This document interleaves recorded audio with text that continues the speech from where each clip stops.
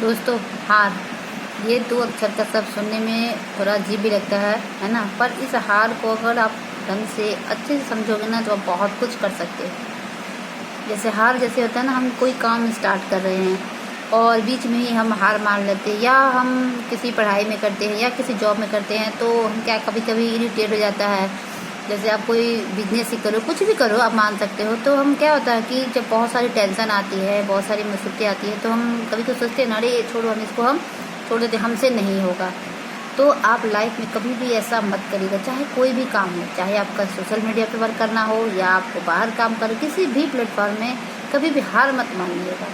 और तब तक नहीं मानिएगा जब तक आपके हाथों में जान रहेगा, आपका शरीर, आप काम कर सकते हो, आपका दिमाग जब तक चलता हो, तो कभी भी किसी भी चीज़ से हार मत मानिए। चाहे आप किसी भी फील्ड में हो, कोशिश ज़रूर करते रहिएगा। ठीक है, आप कोशिश करोगे तो कम से कम एटलीस्ट इतना तो होगा कि हाँ, हमने कोशिश किया। और बिना कोशिश ही किए अगर आप सोचोगे कि यार हमसे नहीं होगा, हार मान लोगे, तो गलत है। क्योंकि आपको भगवान ने इंसान बनाया है, तो इंसान बनाया है तो उसका अच्छे से, इसका दिमाग से इस्तेमाल करिए और काम करने की कोशिश करिए कि हाँ, हम क्यों नहीं कर सकते हैं। कम से कम कोशिश तो ज़रूर करेंगे, ना हो वो तो बात की बात है, पर आप कोशिश भी नहीं करोगे और सोचोगे कि यार काम तो हो नहीं रहा है, तो ऐसा नहीं होता है। अगर आप कोशिश करोगे तो निश्चित ही आपको सफलता मिलेगी ही मिलेगी। हाँ, देर से मिलेगी पर मिलती है सफलता। अगर रास्ते में पत्थर नहीं आए, रास्ते में रोड़े नहीं आएंगे, आप गिरोगे नहीं तो चलना कैसे सीखोगे।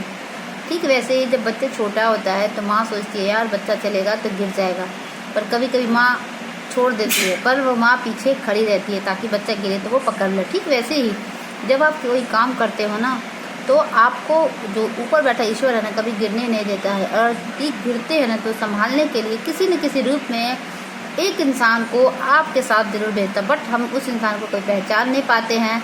और जब हम पहचान लेते हैं तो हमें काम करने के लिए अंदर से हमें ताकत मिलती है, एनर्जी मिल जाती है।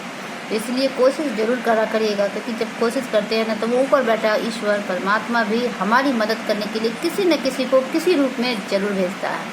तो ऐसा नहीं होता है।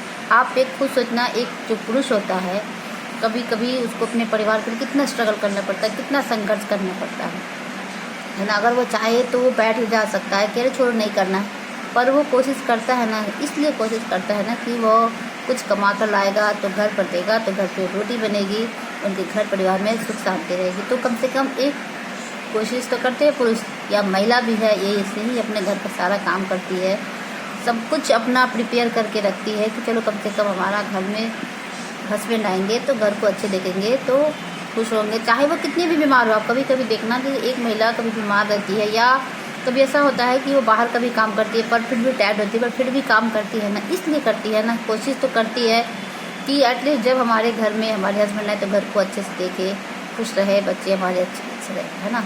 तो क्या ये कोशिश ही है ना।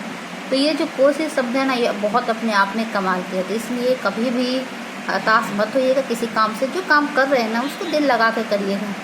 इसलिए एक कोशिश हर काम के लिए ज़रूर करिएगा, और जब आप कोशिश करोगे ना तो यकीन मानो कि वो ऊपर बैठा हुआ ईश्वर आपको मदद ज़रूर करता है। आपको दिखता नहीं होगा उस समय, पर हाँ किसी न किसी रूप में वो इंसान आपके इर्द गिर्द घूमता रहता है, बस हम पहचान नहीं पाते हैं कि वो इंसान हमारे लिए कितना